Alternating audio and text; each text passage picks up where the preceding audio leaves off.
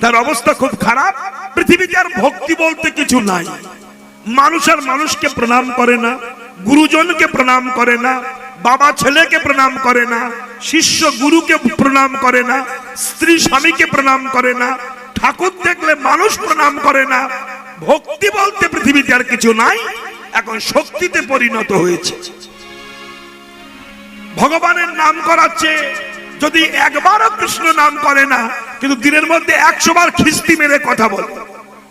দিবস রজনী আবল তাবল পাঁচাল পড়িতে পারো, তাহার ভিতরে ভুলেও কি তুমি কৃষ্ণ বলিতে নারো। কত বাজে কথা সারাদিন বলা হয়, কিন্তু ভুল কেন কৃষ্ণ শব্দটা উচ্চারণ করি না। 7 ঘন্টা 8 ঘন্টা ফেসবুকে লেগে থাকি, ওর থেকে 1 ঘন্টা কেটে নিয়ে যদি একটু গীতা ভাগবত মহাভারত পড়ি, তাহলে মানব জীবনটা ধন্য হয়। তা করব না, সারাটা দিন শুধু ফেসবুকের পিছনেই লেগে থাকবো। আর যারা ভালোবাসা করেছে তাদের তো উপায় নাই। সেই যে খাটে পড়লো রাত্রি 9টার সময়, ওই যে ফোন ধরলো, আজ জমের বাড়ি গেল, হ্যালো তুমি কি করলে, খেয়েছো কিনা, ভালো আছো তো, তোমার শরীর খারাপ লাগছে কেন, ভালোভাবে লক্ষ্য রেখো, তুমি কিন্তু আমার জীবন, তুমি আমার হার্ট, তুমি আমার কিডনি, তুমি ফুসফুস, তুমি গুষ্টি, সব তুমি চলে গেলে আমি কিন্তু বাঁচবো না সোনা, রাখি ভালো থাকো বলে কচু মুখে। এর একটা বিষয়, তাহলে কথা নয়, এখানে কথা হচ্ছে। কিন্তু তুমি কি একটু খেয়েছো, তাহলে ওখানে বসো, কথা বলবে না, বসো চুপচাপ। আমি কখন কি বলবো তোমার সেন্টিমেন্টে লাগবে, নো সাউন্ড, কথা হবে না। তাহলে বিষয়টি কেমন? ঠিক তেমনি মহাজনস্য গতস্য পন্থা। 7 থেকে 8 ঘন্টা আমরা ফেসবুকে লেগে থাকি, কিন্তু 1 ঘন্টা গীতা পড়ি না। কেন? নৈতিক চরিত্র পবিত্র হয় না, এই জন্যই যে আমরা গীতাকে আস্বাদন করি না। সারা পৃথিবী গীতায় মুখরিত হয়েছে, সারা পৃথিবী গীতা পড়ছে, শুধু পশ্চিম বাংলার পচা হিন্দুগুলো পড়ছে না, আর নইলে সবাই পড়ছে।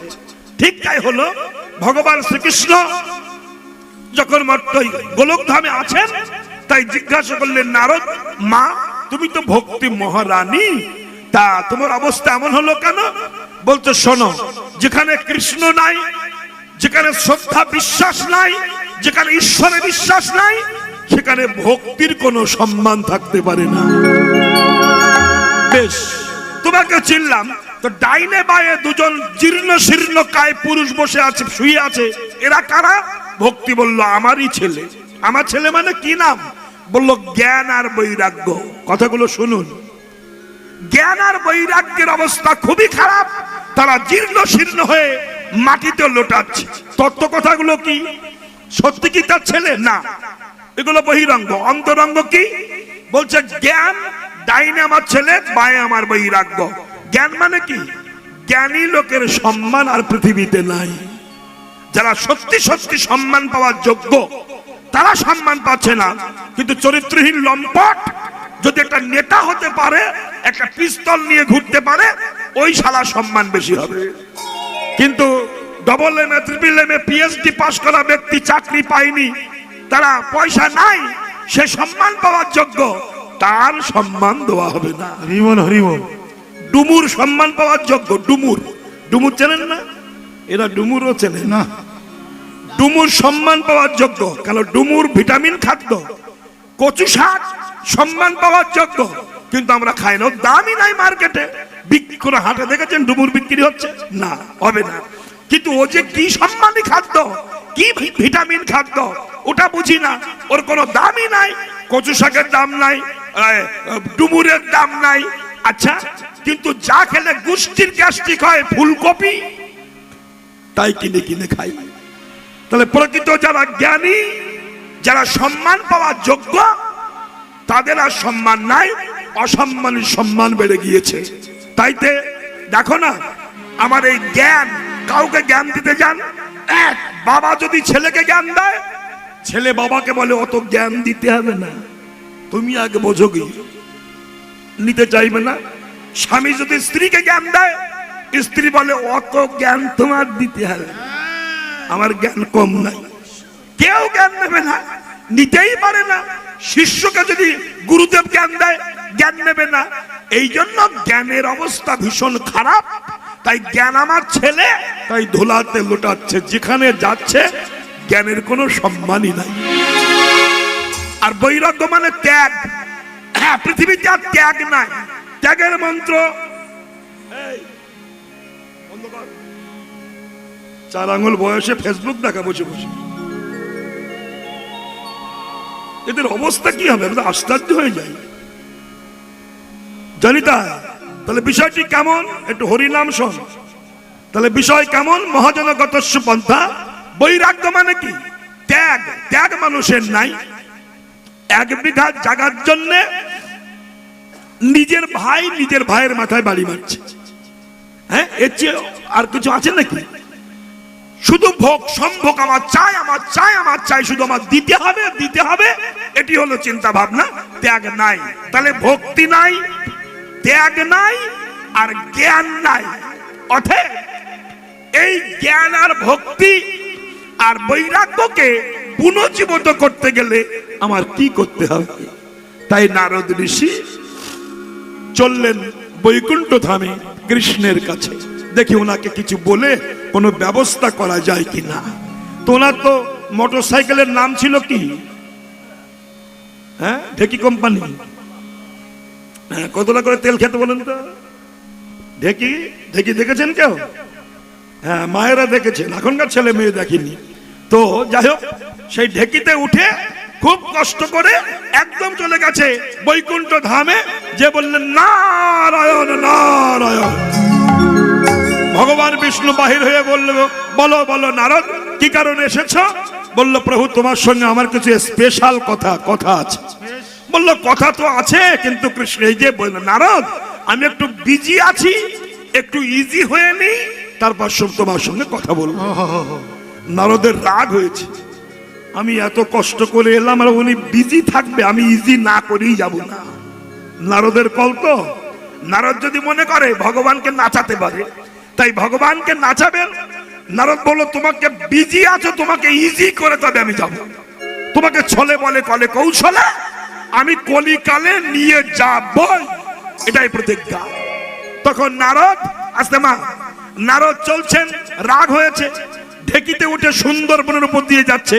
সুন্দরবনের উপর দিয়ে যেতে যেতে নিচে তাকিয়ে দেখছে সুন্দরবনে একজন ব্যাধনন্দন মানে ব্যাধের ছেলে 1 সপ্তাহ জাল পেতে বসে বসে কাঁদছে, হে ঠাকুর আমার ছেলে মেয়ে খেতে পায় না, আমি তো ব্যাধ, আমায় হরিণ ধরে মাংস বিক্রি করে সংসার চালাই, তা 1 সপ্তাহ হরিণ পাই না।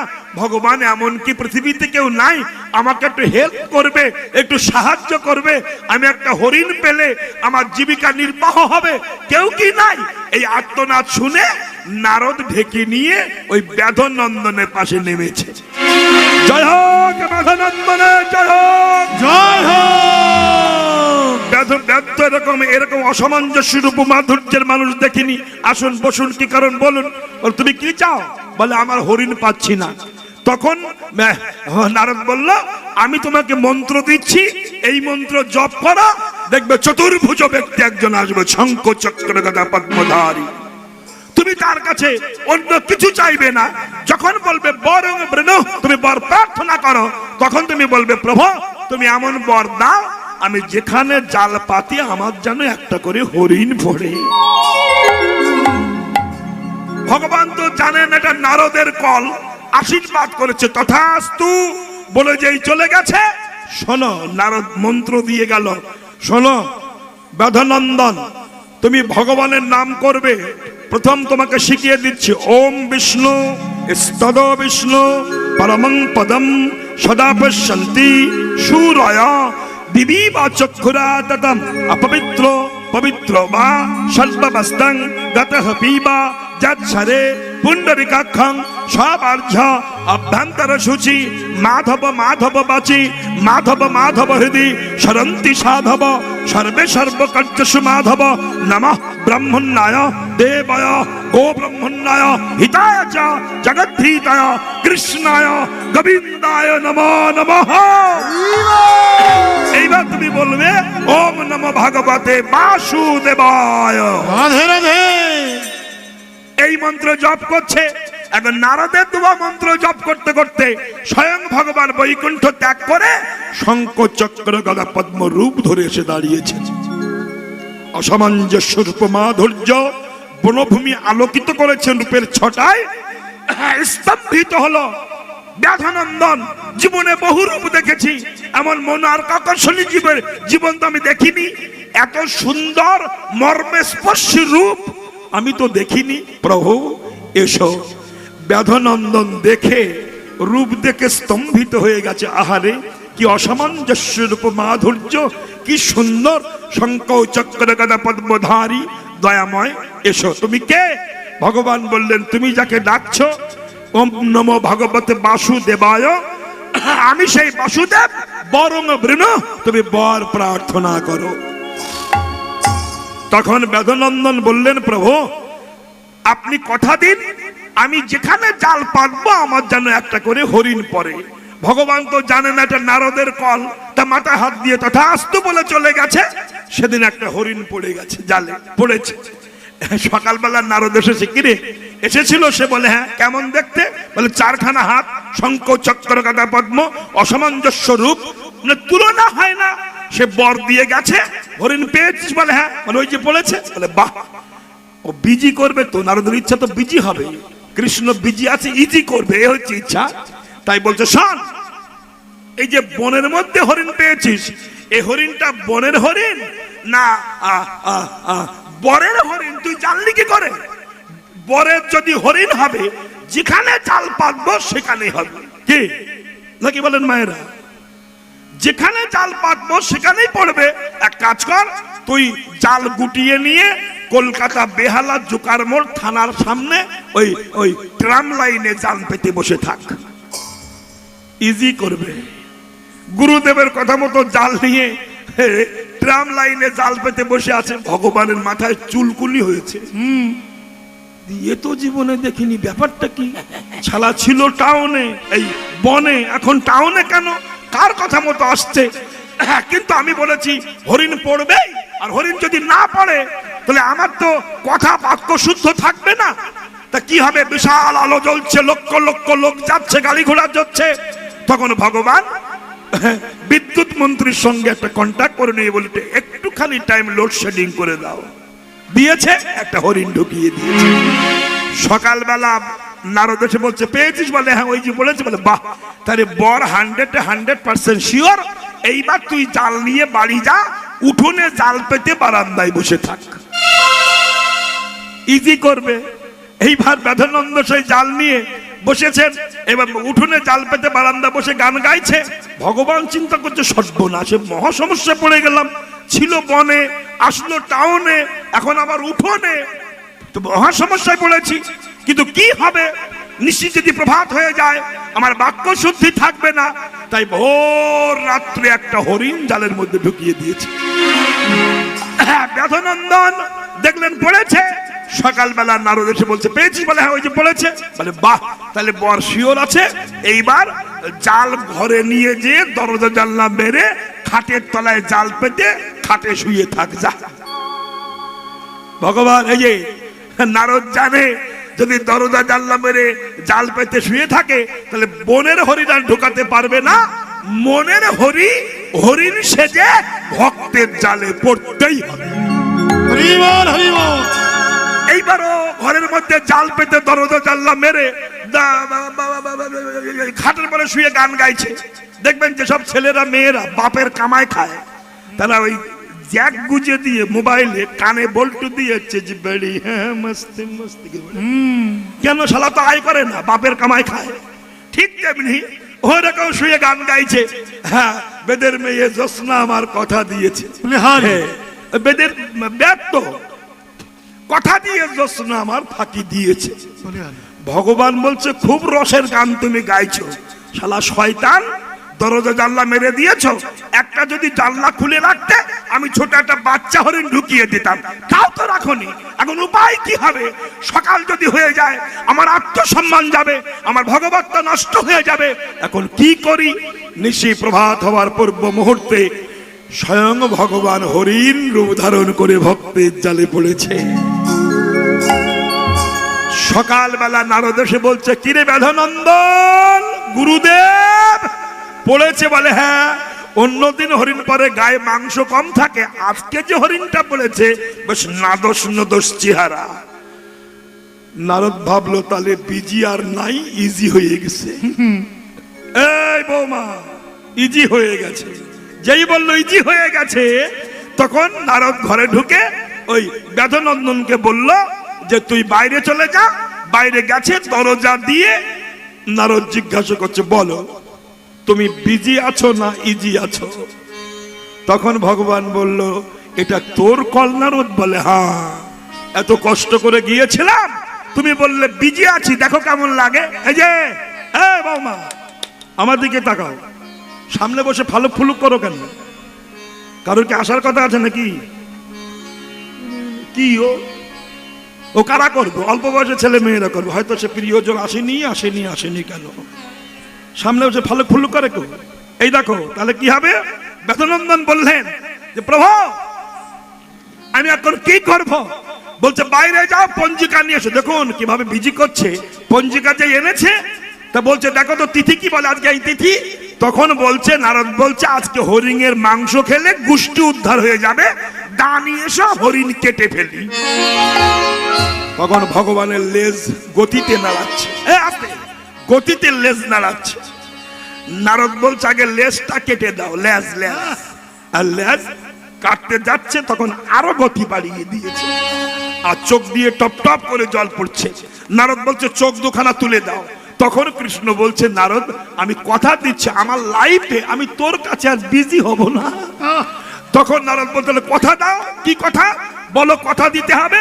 আগত কলিকালে মানুষ যখন পাপী হয়ে যাবে, অনাচারী অত্যাচারী হয়ে যাবে, তুমি কথা দাও আমি নারদ শ্রীবাস হয়ে যাব, তুমি গৌর হয়ে যাবে, সদা আমার ঘরে রবে, সদা হরে কৃষ্ণ নাম গাইবে, তোমার মুখে নাম শুনে জগৎ উদ্ধার হবে। ভগবান এই কথা দিল, স্বর্গে হতে পুষ্পবৃষ্টি হলো, উলোধ্বনি দিল, জয়ধ্বনি দিল, ভক্তের মনোবাসনা ভগবান পূর্ণ করে দিয়েছে।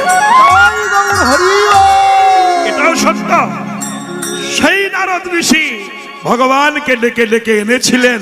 হ্যাঁ গো, তাই সেই ভগবান এসেছেন, আর অনন্তনাগ বলরাম এসেছেন নিতাই হয়ে।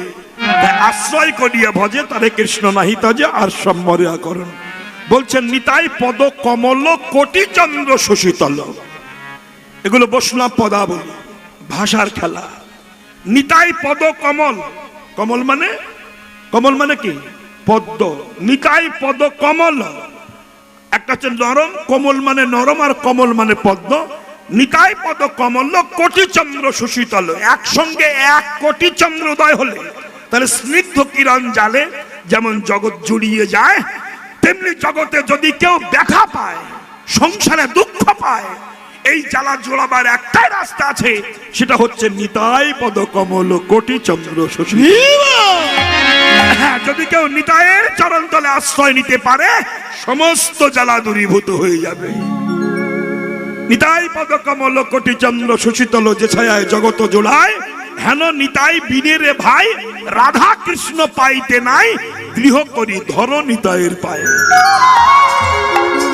সে সম্বন্ধ নাহি কো যার, বৃথাই জন্ম গেল রে তার। সে সম্বন্ধ নাহি কো যার, বৃথাই জন্ম গেল রে তার। মনরে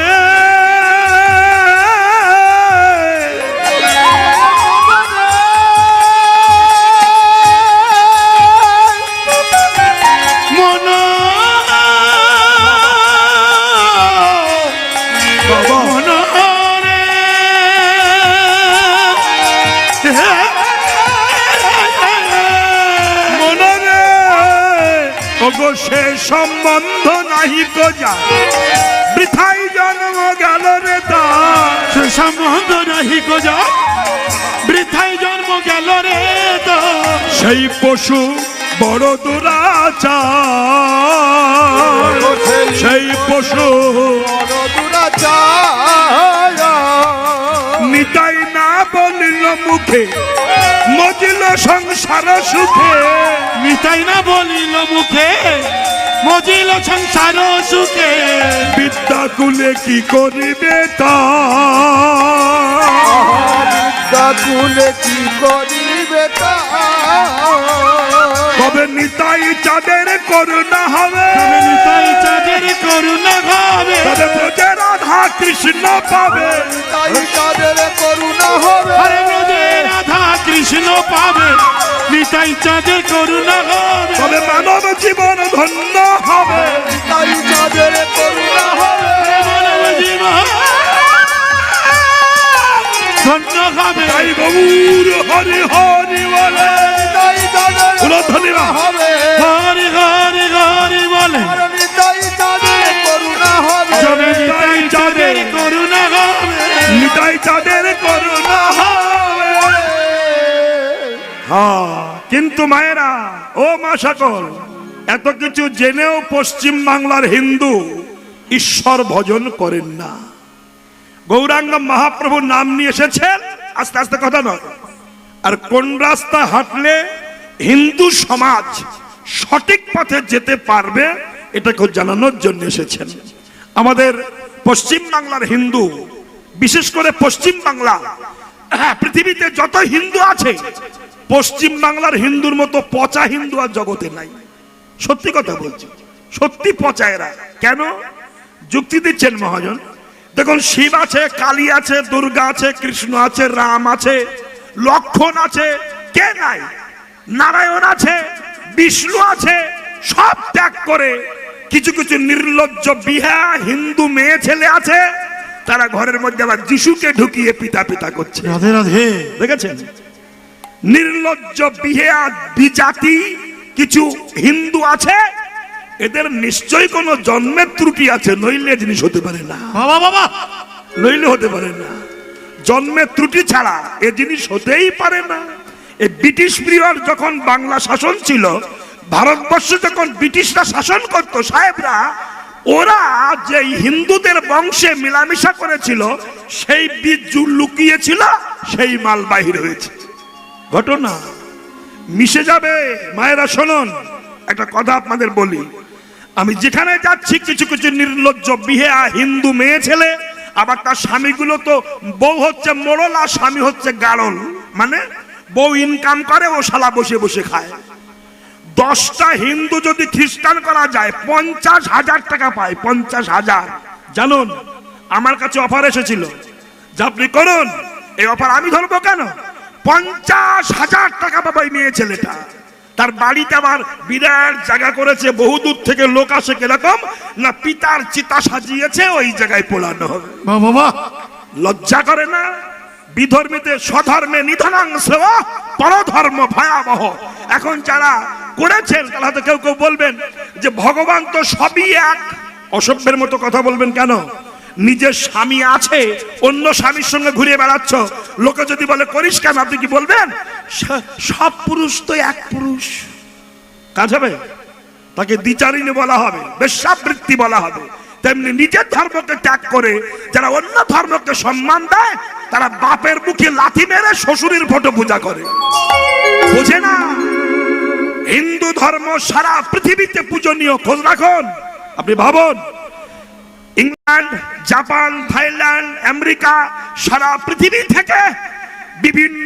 জাতিরা এসে তারা স্বধর্ম ত্যাগ করে ধুতি পাঞ্জাবি পরে চৈতন্য রেখে এই যারা ইসকন মঠের বৈষ্ণব এরা কারা এরা তো সাহেব এরা কারা এরা ইসকন কারা এরা হলো খ্রিস্টান ধর্মের মানুষ তারা স্বধর্ম ত্যাগ করে কৃষ্ণ মন্ত্র দীক্ষা নিয়ে হিন্দু হয়ে মদ মাংস ত্যাগ করে সবকিছু ত্যাগ করে সুট বুট ত্যাগ করে ধুতি পাঞ্জাবি পরে নিরামিষ খেয়ে চৈতন্য রেখে দিবানিশি মালা জপ করছে বিদেশি আর আমাদের পশ্চিম বাংলার কিছু নির্লজ্জ হিন্দু নিজের ধর্ম ত্যাগ করে অন্য ধর্ম ঘরের মধ্যে ঢুকিয়ে পূজা শুনে না গ্রামে যদি এমন কেউ থাকে রাস্তার কুকুরের মুখ দেখবেন ওই শালার মুখ দেখবেন না ও কিন্তু পয়জান কেন ও ক্যান্সারের চেয়েও খারাপ এটা হলো কেন জানেন আমি একটু কথা বলি শুনুন এক ঋষির একটা কুকুর ছিল কি ছিল কি ছিল কথা বলুন কুকুর ছিল কুকুর চেনেন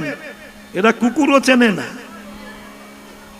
হ্যাঁ তা ঋষির কুকুর ছিল, ঋষি যত্ন করে পেলেছিল। ঋষি ফুল এনে রাখলে ঋষির কুকুর ওই ফুলে মুখ দিত, আর ফুল নষ্ট হয়ে যেত। ঋষির রাগ হলো, যা তোকে আর কুকুর রাখবো না, ওই জল মন্ত্রপুত করে ছিটিয়ে দিয়ে বলো তুই সুন্দরী মেয়ে ছেলে হয়ে যা। শালার কুকুর মেয়ে ছেলে হয়ে গেছে।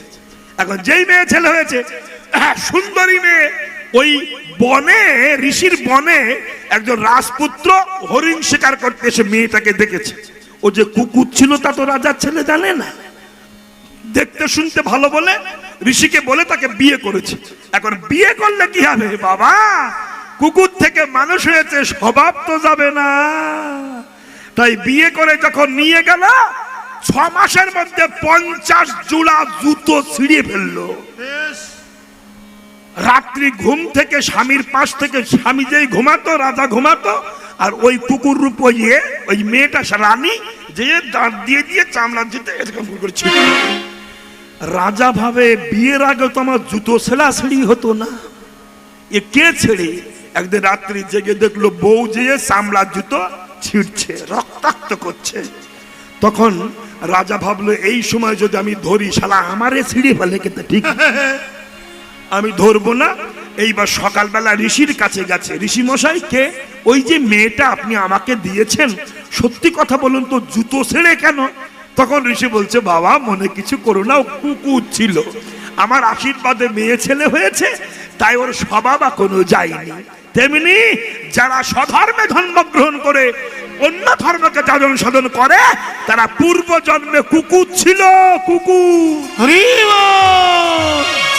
সেই কুকুরের স্বভাব যায়নি, তাই স্বধর্ম ত্যাগ করে অন্য ধর্মকে দেখে। বলুন তো বাবা একটা কথা বলি, খ্রিস্টান ধর্ম গ্রহণ করলে যিশু যদি সব ভালো করে দিত, একটা ভিটামিন ওষুধ আছে, একটা আপনার বিটি কোম্পানির হোমিওপ্যাথি ওষুধ আছে, ওরা জলে মিশিয়ে খাওয়ায়, কিছু কিছু রোগ ভালো হয়। আর সে বৌরা বলে রোগ ভালো করেছে, ও ওই যিশু আমার পিতা হয়ে গেছে।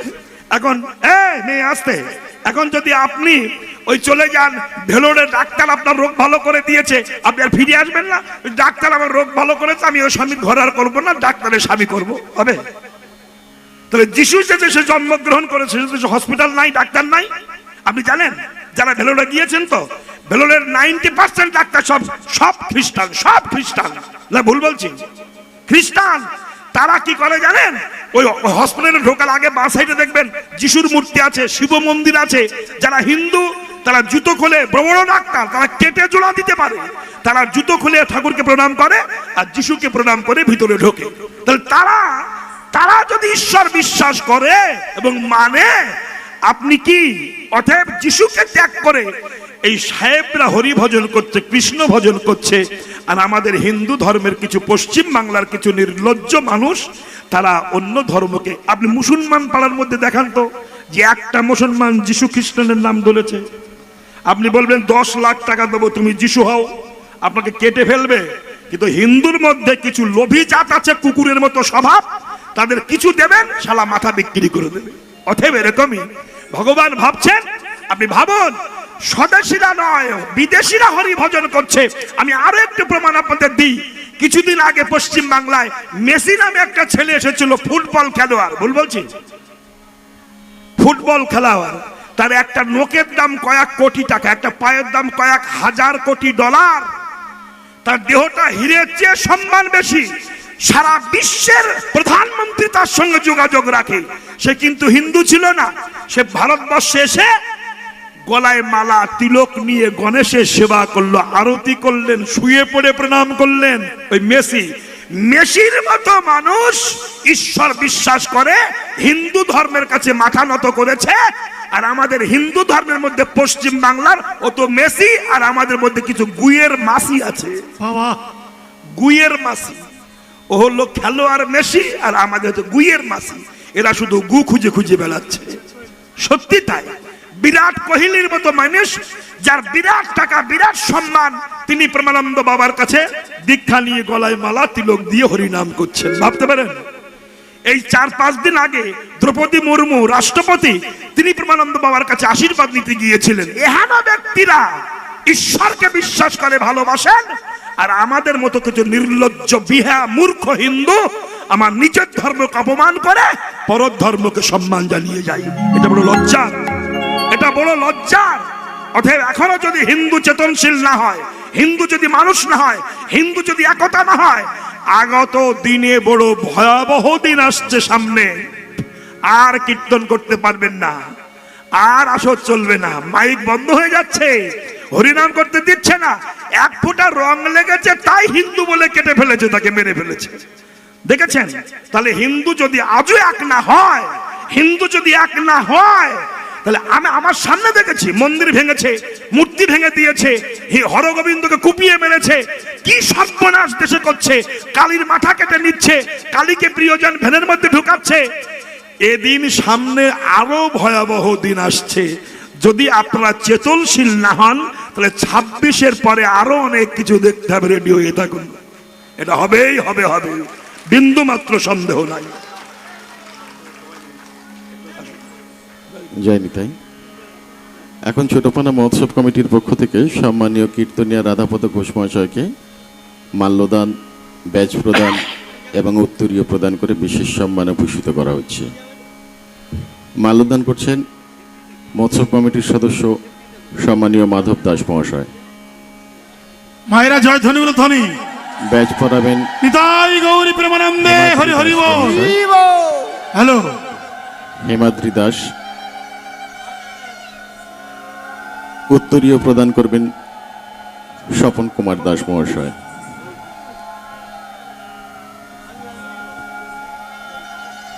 বিগত 40 বছর ধরে এই ছোটপানা মহোৎসব কমিটির যিনি সম্পাদক ছিলেন প্রণবেশ দাস মহাশয়, 2 বছর আগে তিনি শ্রীহরির চরণে আশ্রয় নিয়েছেন। তিনি আর আমাদের মধ্যে নেই।